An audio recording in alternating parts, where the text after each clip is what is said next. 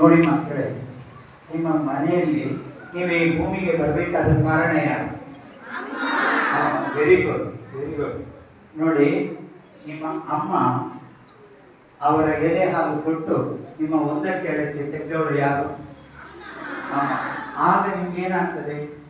ಅಮ್ಮನಲ್ಲಿರುವಂತಹ ಪ್ರೀತಿ, ಅದು ಅಮ್ಮನನ್ನು ದೇವರಂತ ಕಾಣುವಂಥವ್ರು ನಾವು, ಭಾರತೀಯ ಸಂಸ್ಕೃತಿ.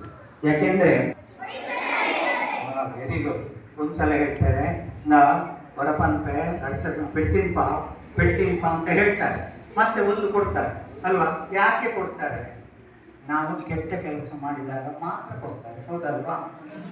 ಆಮೇಲೆ ಅಮ್ಮನ ಹೃದಯ ನೋಡಿ, ಸ್ವಲ್ಪ ಹೊತ್ತಾದಾಗ ನಿನ್ನನ್ನು ಕರೀತಾರೆ, ಆಗ ನೀವು ಅಳ್ತಾ ಹೋಗ್ತೀರಿ, ಅಮ್ಮನ ಮನಸ್ಸು ನೋಯ್ತದೆ, ಈಕೆ ಕಡೆ ಹಾಕಿ ನಮ್ಗೆ ಏನಾಡಪ್ಪಾಲ ಅಂತ ಕೇಳ್ತಾರೆ, ಹೌದಲ್ವಾ? ನಮಗೆ ಅಮ್ಮ ಎಷ್ಟು ಇಷ್ಟ. ಹೆದರಿಕೆ ಆದರೂ ಕೂಡ ನಮ್ಮ ಹೆಸರಲ್ಲಿ ಮೊದಲು ಬರುವಂತಹ ಶಬ್ದ ಯಾವುದು? ಅಮ್ಮ.